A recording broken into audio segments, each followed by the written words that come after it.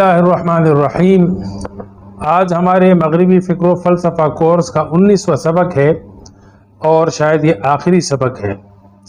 اس سے پہلے ہم نے مغربی فکر و فلسفہ اور عالم اسلام کے رویوں کو بیان کیا کہ مغربی فکر و فلسفہ جب پروان چڑھا اور مسلم دنیا میں اس نے اپنی جگہ بنا لی بلکہ مسلط ہوا، تو مغربی فکر و فلسفہ کو قبول اور رد کرنے کے حوالے سے 3 رویے سامنے آئے یا 3 رویے اختیار کیے جا سکتے ہیں۔ اس سے پہلے 2 لیکچرز میں ہم نے 2 رویے بیان کیے، مطلقاً رد کا اور مطلقاً قبول کرنے کا۔ تیسرا رویہ وہ مفاہمت کا ہے جو آج کے درس کا عنوان ہے کہ مغربی فکر و فلسفہ اور تہذیب کے ساتھ عالم اسلام کو مفاہمت کر لینی چاہیے، یعنی صلح کر لینی چاہیے۔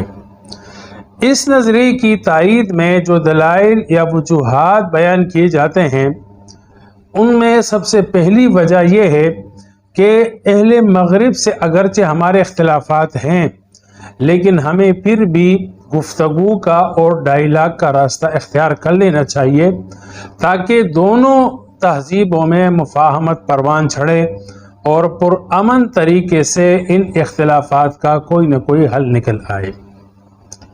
دوسری وجہ کہ مسلمان بنیادی طور پر داعی ہے اور اللہ اور رسول نے ہمیں ساری قوموں تک ان کا پیغام پہنچانے کا حکم دیا ہے۔ اگرچہ مغرب میں گمراہیاں اور خرابیاں بے شمار ہیں لیکن پھر بھی وہ امت مسلمہ کے لیے ایک مسلمان کے لیے امت دعوت کی حیثیت رکھتے ہیں اور پرامن طریقے سے ہم اس دعوت کو تب پہنچا سکتے ہیں جب ہم میں اور ان میں مفاہمت کا راستہ اختیار کیا جائے۔ اختلاف یا مخالفت کی صورت میں دین کی دعوت کی یہ ذمہ داری پوری ہونا مشکل ہے۔ تیسری وجہ جو بیان کی جاتی ہے کہ اللہ اور رسول نے ہمیں یعنی مسلمانوں کو اخلاق کریمانہ کا درس دیا ہے، لہٰذا ہم اپنے محبت اور اخوت کے جذبے سے ان کی دشمنی کو دوستی سے بدل سکتے ہیں، جیسا کہ ماضی میں تاریخ میں ہماری صوفیاء کرام نے ایسے ہی رویہ اختیار کیا اور انہوں نے قوموں کو اسلام کی طرف متوجہ کیا۔ چوتھی وجہ یا چوتھی جو دلیل بیان کی جاتی ہے وہ یہ کہ اسلام امن اور آشتی کا علم بردار دین ہے، لہذا ہمیں مغرب اور مغرب کے لوگوں کے خلاف قتل و غارت کا طریقہ اختیار نہیں کرنا چاہیے۔ یہ سراسر غلط ہے اور اس سے اسلام اور عالم اسلام کی بدنامی ہوتی ہے اور اس سے نفرت پھیلتی ہے جس میں مشکلات دن بدن بڑھتی جائیں گی۔ 5ویں وجہ مفاہمت کی جو بیان کی جاتی ہے وہ یہ کہ اہل مغرب اگرچہ ہم سے نفرت اور دشمنی کا رویہ بھی رکھتے ہیں لیکن اسلام ہمیں ان کے ساتھ اگر مفاہمت کا حکم بھی نہیں دیتا تو مفاہمت کے خلاف بھی اسلام میں کوئی ایسی رائے یا نص موجود نہیں ہے، تو مفاہمت کا راستہ اختیار کرنا مسلمان اگر اپنی رائے سے اور اس میں اگر کوئی مفاد ہیں یا فائدہ ہیں تو اختیار کر سکتے ہیں، اس لیے کہ اسلام نے اگر مفاہمت کا حکم نہیں دیا تو منع بھی نہیں کیا۔ یہ مفاہمت اختیار کرنے والے مؤیدین کے جو ہے نا وہ 5 طرح کے دلائل یا مفاہمت کی وجوہات بیان کی جاتی ہے۔ اب یہ رویہ کیسا ہے اس کا مختصر طور پر تجزیہ کرنا بھی ضروری ہے۔ اس پر ہم 2 پہلوؤں سے بات کر سکتے ہیں۔ سب سے پہلا پہلو یہ ہے کہ مفاہمت کی تائید میں جتنی بھی وجوہات بیان کی گئی ہیں یا جتنی بھی دلائل بیان کیے جاتے ہیں تو وہ سب کے سب انتظامی معاملات سے متعلق ہے، جبکہ ابھی تک ہمارا یہ کورس اور ابھی تک ہم نے جتنی بھی باتیں کی ہیں تو وہ یعنی افکار اور فلسفوں کے متعلق ہمارا یہ کورس چلا ہے۔ تو کیا مغربی افکار اور مغربی فلسفے اور اسی طرح ایک اسلامی فکر اور اسلامی فلسفہ، ان دونوں میں مطابقت یا مفاہمت ہو سکتی ہے کہ نہیں ہو سکتی؟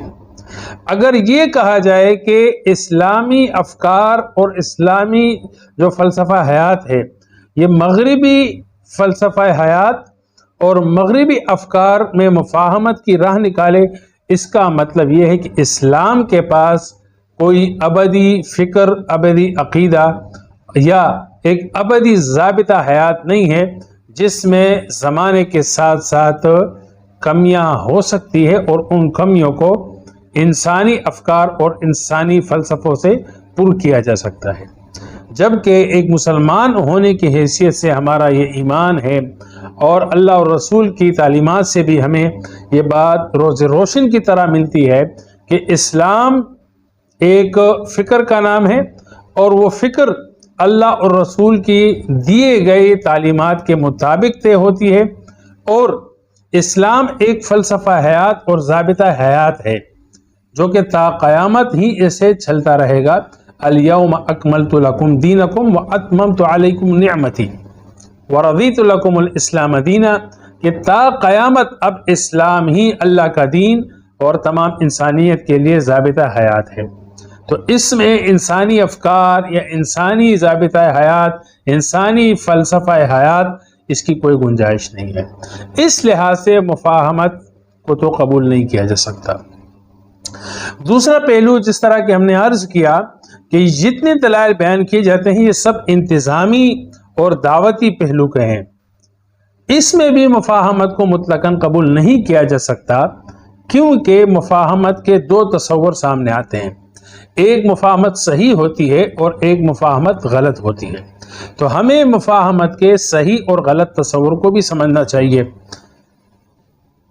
مفاہمت کا صحیح تصور کیا ہے کہ اگر فریقین کے درمیان اختلافات ہوں تو انہیں چاہیے کہ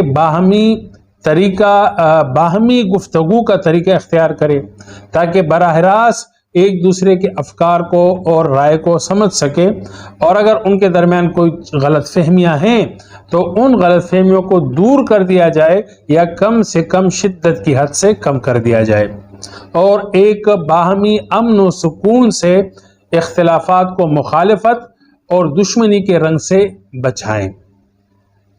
یہ نتیجہ ہمیں تب حاصل ہوگا، یعنی امن اور سکون کے ساتھ باہمی گفتگو کا جو ہمیں ماحول مہیا ہوگا، یہ تب ہمیں مہیا ہوگا جب ہم مفاہمت کی صحیح صورت کو اختیار کریں گے۔ اب صحیح مفاہمت کا تصور کیا ہے؟ تو اس میں 5 یا 4 اصول کا ہونا ضروری ہے۔ سب سے پہلا اصول صحیح مفاہمت کا وہ یہ ہے کہ فریقین کی حیثیت مساوی ہو اور فریقین اپنی آزاد مرضی کے ساتھ مفاہمت اختیار کر سکے۔ دوسرا اصول یہ ہے کہ کوئی فریق اپنے اصول نہ چھوڑے اور دوسرے فریق کے اصول کو نہ اپنائے، اور کوئی فریق اپنا اصول دوسرے پر زبردستی مسلط نہ کرے، یعنی کسی ایک کو یہ حق حاصل نہ ہو کہ وہ دوسرے پر اپنی رائے اور اپنا جو اصول ہے وہ دوسرے پر مسلط کرے، یہ حق کسی کو بھی نہ ہو بلکہ برابری ہو۔ تیسرا یہ کہ کوئی فریق دب کر مفاہمت نہ کرے، یعنی کوئی فریق اپنی قوت و طاقت سے دوسرے کو مفاہمت پر مجبور نہ کرے۔ اور چوتھا اصول یہ ہے کہ جن اصولوں پر مفاہمت کی جائے گی وہ اس عدل و انصاف کے معروف اور مسلمہ اصولوں کے مطابق ہو، خود ساختہ نہ ہو۔ اگر مفاہمت ان 4 اصولوں کی بنیاد پر ہیں اور مفاہمت کے اندر یہ 4 اصول پائے جاتے ہیں تو اس مفاہمت کو صحیح مفاہمت کہا جاتا ہے۔ اس سے مسلمانوں کو بالکل بھی انکار نہیں ہے، اور یہ ایک تعمیری مفاہمت ہوگی اور مؤثر اور پائیدار بھی ہوگی۔ اس صحیح مفاہمت کے تصور کو لے کر کوئی مسلمان جو ہے وہ مغربی بلکہ کسی بھی تہذیب کے ساتھ انتظامی طور پر مفاہمت سے انکار نہیں کرتا، بلکہ ہر مسلمان اس کے لیے تیار ہے۔ اور نبی کریم صلی اللہ علیہ وسلم اور خلفائے راشدین کی اسوہ حسنہ سے بھی ہمیں یہ بات ملتی ہے کہ آپ علیہ السلام نے مفاہمت کی ہے اور آپ علیہ السلام نے مختلف پرامن معاہدے کیے ہیں، امن معاہدے آپ علیہ السلام کی زندگی میں ہوئے ہیں۔ غلط مفاہمت کا تصور کیا ہے؟ وہ کہ اگر ان 4 اصولوں میں سے کوئی ایک اصول بھی نہ ہو، ایک اصل بھی نہ ہو، ایک بنیاد بھی نہ ہو، تو پھر وہ مفاہمت غلط ہوگی، اور پھر اس مفاہمت پر ضد کرنا یہ اسلام کے تشخص کو پامال کرنا ہوگا۔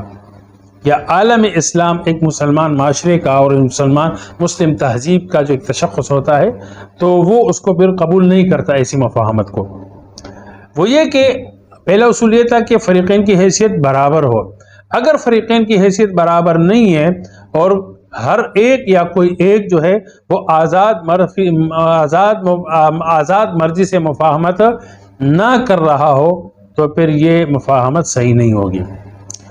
دوسرا اصول کہ جب کسی ایک فریق کو ایسے حالات میں مبتلا کیا جائے کہ اس کو اپنے اصول چھوڑنے پڑے اور دوسرے کے اصول کو قبول کرنے پر مجبور ہو جائے، تو یہ مفاہمت صحیح نہیں ہوگی۔ تیسرا جو اصول تھا اس کا جو منفی پہلو ہے کہ جب کسی ایک فریق کو اگر دب کر مفاہمت کرنی پڑے، مجبوراً صلح کرنی پڑے اور دوسروں کی شرائط کو قبول کرنا پڑے، تو یہ مفاہمت صحیح نہیں ہوگی۔ اور جن اصولوں پر مفاہمت ہوگی وہ اصول یعنی معروف اور مسلمہ اصولوں کے مطابق ہو۔ اگر وہ معروف اور مسلمہ اصولوں کے مطابق نہ ہو، عدل و انصاف کے اصولوں کے مطابق نہ ہو، تو مفاہمت غلط شمار ہوگی۔ مفاہمت کا یہ تصور کم سے کم مسلمان جو ہے وہ قبول نہیں کر سکتا۔ افکار کے حوالے سے جس طرح میں نے پہلے عرض کر دیا، اور فلسفہ حیات کے حوالے سے کہ اسلام اپنا ایک تشخص رکھتا ہے، اپنا ایک ضابطہ حیات رکھتا ہے۔ اس سے یہ ہوگا کہ اگر ہم دوسری فکروں کو قبول کریں اور دوسرے فلسفہ حیات کو قبول کریں، تو اسلام جو ابدی فلسفہ حیات دیتا ہے اور اپنا ایک تشخص دیتا ہے اپنے ماننے والوں کو، تو وہ تشخص برقرار نہیں رہے گا۔ بہرحال مفاہمت کا یہ جو تصور ہے، ہم نے تقریباً ہر پہلو سے اس بات کو واضح کر دیا۔ اب مسلمانوں کو کیا کرنا چاہیے؟ مغربی تہذیب اور مغربی فکر و فلسفہ کے مقابل میں ہمیں کون سا رویہ اختیار کرنا چاہیے، یہ میں اہل علم پر چھوڑتا ہوں۔ میرے نزدیک کون سا صحیح ہے کون سا غلط ہے یہ کوئی ضروری نہیں ہے، لیکن جو ممکنہ رویے عالم اسلام میں مغربی فکر و فلسفہ اور مغربی تہذیب کے مقابلے میں وہ رونما ہوئے ہیں، وہ رویے میں نے عرض کر دیے، اور ان ہر ایک رویے کے ماننے والے بھی ہیں مسلمانوں میں، مسلمان اسکالرز میں، علماء میں ہیں ایسے لوگ جو ہر ایک تصور کو لے کر چل رہے ہیں۔ سب کی نیت اگر خالص ہے، اللہ رب العزت سب کی کوششوں کو امتی مسلمہ کے لیے اور عام عوام کے لیے مفید اور نافع بنائیں۔ وآخر دعوانا الحمدللہ رب العالمین۔